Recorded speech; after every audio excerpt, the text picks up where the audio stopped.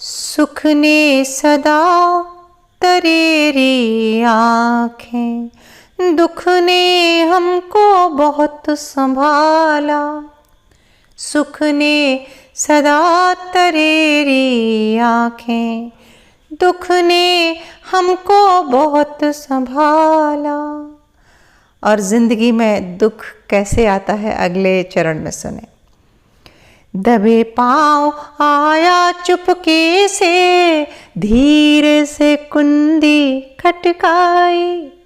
दबे पाँव आया चुपके से, धीरे से कुंडी खटकाई।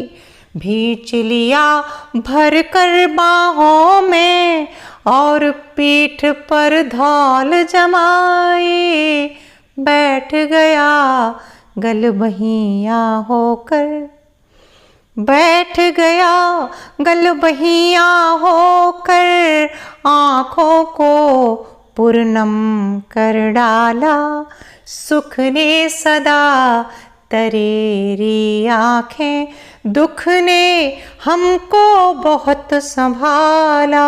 दुख ने हमको बहुत संभाला। नमस्कार मित्रों, मैं ममता वाजपेयी भोपाल से मेरी हरी भरी छत पर आपका स्वागत है। लीजिए, मैं फिर हाजिर हूँ नए वीडियो और नई जानकारी के साथ। आप देख रहे हैं इंडियन टेरेस गार्डनिंग आर्ट। आप भी गार्डनिंग की शुरुआत करना चाहते हैं और बिल्कुल अंदाज़ा नहीं है कैसे करें शुरुआत, तो ये वीडियो आपके काम का है। और मेरे चैनल पर जाकर प्लेलिस्ट में यदि आप देखेंगे तो फ्री गार्डनिंग क्लासेस के नाम से एक पूरी सीरीज है, जहाँ गार्डनिंग की बेसिक पूरी नॉलेज आपको मिलेगी। और जुड़े रहिए मुझसे, मैं समय समय पर गार्डनिंग से संबंधित सभी जानकारी देती हूँ। आज के वीडियो का विषय तो हार्वेस्टिंग है और साथ ही कुछ करेंगे गार्डनिंग से संबंधित काम की बातें, कुछ गार्डनिंग टिप्स। सबसे पहले एक प्रश्न का उत्तर दूंगी मैं।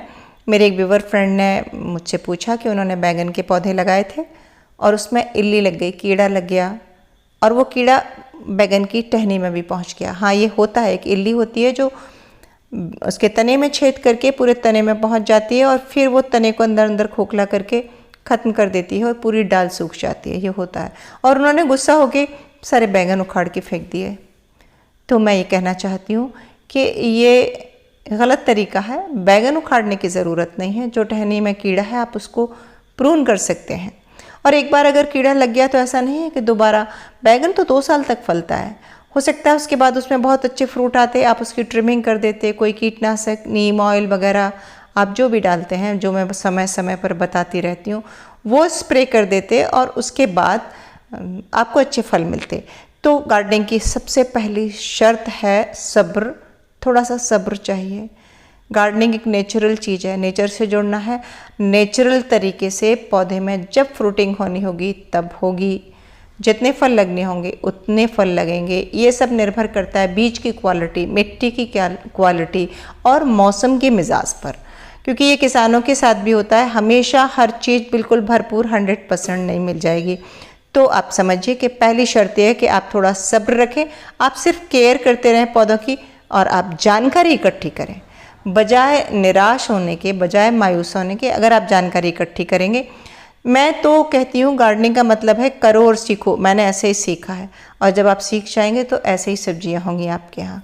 मेरे यहाँ भी देखिए आप, हर सब्जी मैं भी नहीं उगा पाती हूँ। शिमला मिर्च मेरे गार्डन में नहीं है, जिसका मुझे अभी अनुभव नहीं है। ककड़ी भी बहुत कम होती है। आज निकली है एक बेल हुई है, जिसमें कुल मिलाकर अभी तक 2 ककड़ियाँ निकली हैं। तो हर सब्जी मैं भी नहीं उगा पाती हूँ, और ऐसा भी नहीं है कि सब्जियाँ होती नहीं हैं, पर मैं बार बार प्रयोग करती रहती हूँ और धीरे धीरे मुझे समझ में आने लगता है कि मुझसे किस फसल में कहाँ क्या गलती हो रही है, और हम करते जाते हैं और सीखते जाते हैं। इसके अलावा एक और बहुत महत्वपूर्ण बात बताऊँगी। गार्डनिंग में जो सब्जियाँ मिलती हैं, मैं ऐसा मानती हूँ कि वो तो बोनस में है। सब्जियां बोनस में मिलती हैं। हम गार्डनिंग केवल सब्जियों के लिए नहीं करते, हम गार्डनिंग करके बहुत सारी पॉजिटिव एनर्जी क्रिएट करते हैं। यदि हमने कोई पेड़ उखाड़ कर फेंक दिया तो ये बिल्कुल नहीं करें। आप फिर से लगा दें। अगर कोई मेरे किसी पेड़ में अगर रोग लग जाता है और मैं उसको उखाड़ के हटाती हूँ, तो मिट्टी को फिर से ट्रीट करके और नई फसल लगा देती हूँ। क्योंकि गार्डनिंग हमें बहुत सारी पॉजिटिव एनर्जी देती है। हमारा स्वभाव है कि हम खुद को एक्सप्रेस करना चाहते हैं और जिसकी जो हॉबी होती है वो उसी हॉबी में खुद को एक्सप्रेस करता है और अंदर की हमारी जो संवेदनाएं होती हैं जो हम लोगों से शेयर नहीं कर पाते, जो हम भरे रहते हैं, उनको सबको हम एक्सप्रेस करके, क्रिएशन के थ्रू एक्सप्रेस करके हम खाली हो जाते हैं। तो यदि आपको ढेर सारी पॉजिटिव एनर्जी चाहिए, ढेर सारा सुकून चाहिए, शांति चाहिए, एक स्पिरिचुअल प्रयोग है गार्डनिंग। आप ऐसे बिल्कुल मायूस ना हो कि फ्रूटिंग नहीं हुई तो हमने पेड़ ही उखाड़ दिया। कुछ खास टिप्स फिर से बताती हूँ कि बागवानी के लिए हमें बहुत अच्छी मिट्टी चाहिए, अच्छी क्वालिटी के बीज चाहिए, सही समय पर बुआई चाहिए और हम समय समय पर उसको खाद देते रहें, लिक्विड मैन्योर दें और हम सॉलिड खाद भी दें और देखते रहें उसके पत्ते पलट के कहीं कोई कीट पतंगे तो नहीं लग रहे।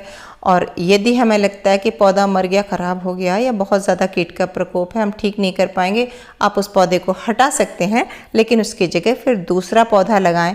आप इसको एक नेचर में ढाल लें, आदत में ढाल लें कि आपको सुबह उठ के बगीचे में जाना है, कुछ फूल भी लगाएं, कुछ सब्जियां भी लगाएं।